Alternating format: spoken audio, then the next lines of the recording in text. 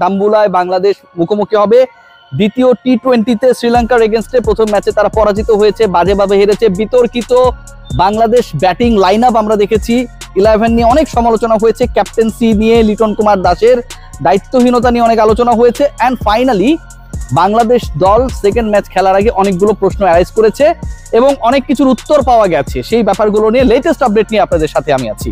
প্রথম প্রশ্ন যেটা, মুস্তাফিজ খেলবে কি খেলবে না, এই প্রশ্নের উত্তর আমি শেষে দেব। দ্বিতীয় যে প্রশ্ন, সেই প্রশ্নের উত্তর হচ্ছে 4 জন ওপেনার লাস্ট ম্যাচে খেলেছিল, 1 2 3 4 all were opener. Tanzid Hasan Tamim, Parvez Hossain Emon, তারপরে নেমেছে লিটন কুমার দাস এবং তারপরে অবিস্মরণীয় একটা ইনিংস খেলা আমাদের প্রিয় নাইম ভাই, নাইম শেখ। এই যে 4 জন ওপেনারকে 1 2 3 4 বানিয়ে দেওয়া হলো, পৃথিবীর ইতিহাসে বিরল এই ঘটনা ঘটানো হলো। এই ঘটনার পুনরাবৃত্তি বাংলাদেশ দল, বাংলাদেশ ম্যানেজমেন্ট পরের ম্যাচে আগামীকাল করবে কি করবে না, সেটা একটা। এবং থার্ড যে প্রশ্ন, এবং এই প্রশ্নেরও একটা দারুণ উত্তর রয়েছে, সেটা হচ্ছে লিটন কুমার দাস তিনি ক্যাপ্টেন অ্যান্ড কিপার, যে কোনো একটা রোল থেকে তাকে সরে যেতে হচ্ছে। কি হতে যাচ্ছে তাহলে? আমি যদি শুরু থেকে বলার চেষ্টা করি যে 4 জন ওপেনার নিয়ে যে আলোচনাটা হচ্ছে, সেই পার্টিকুলার আলোচনার রেজাল্ট অন্তত পরের ম্যাচে আমরা যেভাবে পাবো তাতে 4 ওপেনার থাকবে না, 3 জন ওপেনার 1 2 3 তে খেলবে। যে 2 জন ওপেনিং করেছিলেন সবশেষ ম্যাচে দারুণ স্টার্ট দিয়েছিলেন, বাংলাদেশ পাওয়ার প্লেতে 54 রান তুলেছিল। Parvez Hossain Emon, very much explosive that time.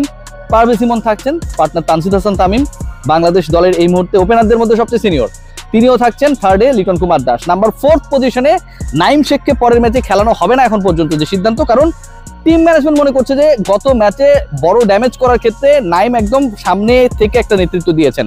5 ওভারের মতো ব্যাট করেছেন তিনি এবং এই 5 ওভারে তার অবদান মাত্র 32 রান। যেভাবে স্ট্রাগল করেছেন শ্রীলঙ্কান বোলিং ডিপার্টমেন্টকে রিড করতে, তিনি যেভাবে স্ট্রাগল করেছেন, এটা আসলে কোনোভাবেই মেনে নেওয়ার না। এবং একই দলের বিপক্ষে আপনি যখন পরের ম্যাচটাও খেলবেন, সেখানটায় আপনি গিয়ে বিশাল ইমপ্রুভমেন্ট করে ফেলবেন, অনেক ঝড়ো ব্যাটিং করবেন, স্ট্রাইক রেট বেটার হবে, বাংলাদেশকে ডাউন স্টার্ট এনে দিবেন, এই রিস্ক আর টিম ম্যানেজমেন্ট নিতে চায় না। So Naim is going to be drop after scoring 32 runs. গত ম্যাচে সেকেন্ড হাইস্ট রান করার পরেও নাইম শেখকে ড্রপ করার মোটামুটি একটা ডিসিশন মেক হয়ে গেছে। শেষ পর্যন্ত তাকে টিম ম্যানেজমেন্ট খেলাতে চায় না এবং তার জায়গাটায় ঢুকবেন যিনি, তিনি হচ্ছেন জাকের আলী অনিক। জাকের আলী অনিক পাকিস্তানের বিপক্ষে ভালো করেছিলেন, ইউএইর বিপক্ষে ভালো খেলেছিলেন।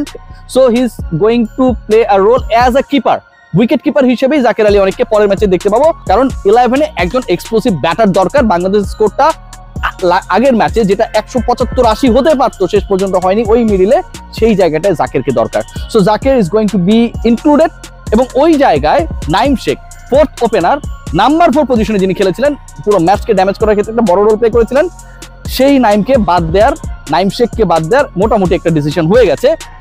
অন্য যে পজিশনস গুলো রয়েছে, সেই পজিশনস গুলো আসলে আমার কাছে মনে হয় খুব গুরুত্বপূর্ণ, স্পেশালি বোলিং ডিপার্টমেন্ট নিয়ে একটা বড় ধরনের আলোচনা রয়েছে।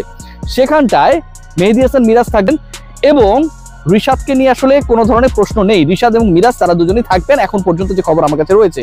সো মুস্তাফিজ যতটুকু জানা যাচ্ছে যে পরের ম্যাচে খেলার একটা বড় সম্ভাবনা রয়েছে।